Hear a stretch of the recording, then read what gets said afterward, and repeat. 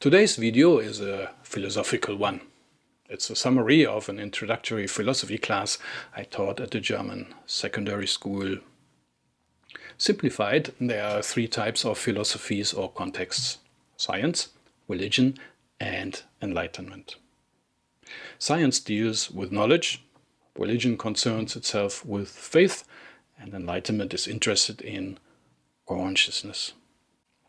Scientists run science, priests and theologians rule religion, prophets, yogis and Buddhist monks cultivate consciousness. Yes, prophets are after enlightenment. They are not religious, and they sometimes clash with religious people, like Jesus did. Where do scientists get their knowledge from? They measure.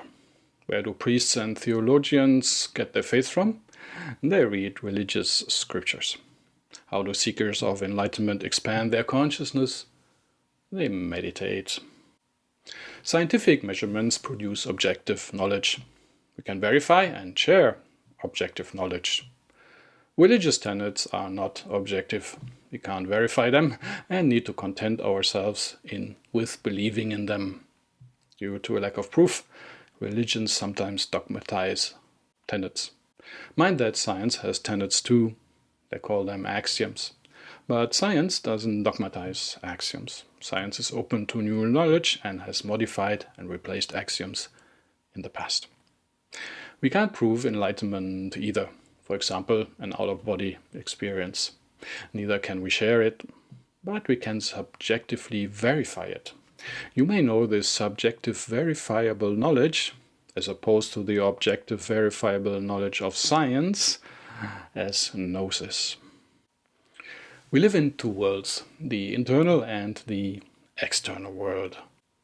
In the external world we find things, living beings and situations. The external world seems to exist independently of us. In the internal world we find forms of consciousness, like thoughts, emotions, desires, feelings, imaginings, and memories of the external world. Science concerns itself with the external world. There's one exception: psychology. But psychology struggles with being a science since it faces the same challenges as enlightenment. There is no objective proof of psychological findings, only subjective verification.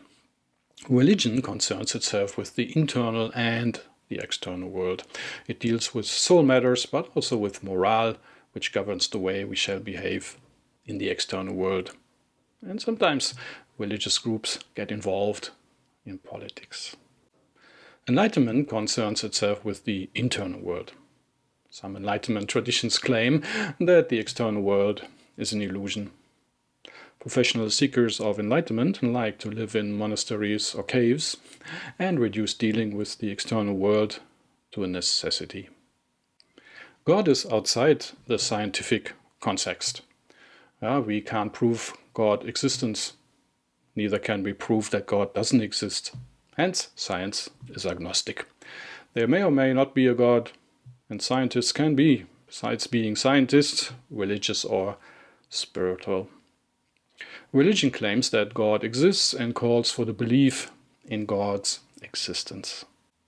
Since it is impossible to prove that God doesn't exist, the statement "there is no God" is a belief as well. Yep, atheism is a form of religion.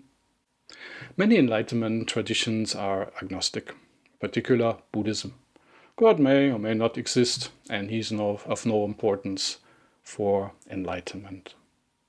But some Enlightenment traditions concern themselves with God, for example the Kabbalah or Gnosticism.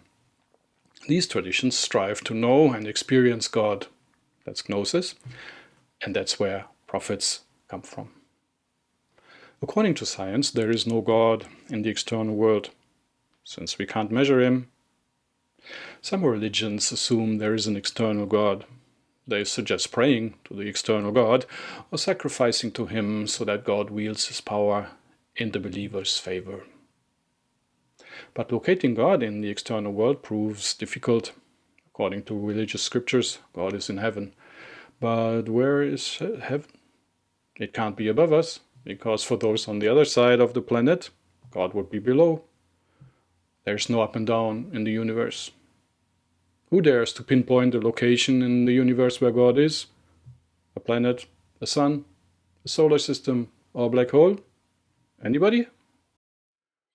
The concept of an inner God makes more sense. Jesus said that the kingdom of heaven is within. There's a philosophical term for this concept, pantheism, which means God pervades everything. The idea of God's presence inside us is comforting. The Kabbalists have a beautiful term for this, Shekinah, which means dwelling. Shekinah denotes the divine dwelling inside the physical. Rumi agreed with this. He said, I looked for God and I found myself. I looked for myself and I found God. According to science, the self is a product of the body and it disappears when the body dies. Religion assumes we are immortal souls, which God created. But religion has little to say about how the soul became an incarnate self. In Christianity, the soul incarnates once and then, deciding on how much it pleased God, goes to heaven or hell. The concept that immortal souls incarnate only once, for an average of 75 years, in a universe that lasts trillions of years, sounds somewhat fabricated. In Hinduism, the soul engages in samsara, the cycle of death and rebirth, which makes more sense when we take the soul's immortality and the universe's timeline into consideration. It also explains why some souls appear older than others. Most Enlightenment traditions concur with the transmigration of the soul. The purpose of life is to have meaningful experiences. Since all experiences get boring over time, the evolution of experiences is the soul's prime interest. To have more meaningful experiences, we need to evolve our minds first. That's where enlightenment comes in. From life experience, souls extract wisdom, understanding, and empathy. Once a soul has reached a critical mass of wisdom, understanding, and empathy, it engages in enlightenment. Enlightenment takes the experience game to the next level by providing access to other realities and higher aspects of the self while incarnate. I hope you enjoyed this installment of the Enlightenment Bites. Please help to spread the light with a like and a share. And don't forget to subscribe. Love and light.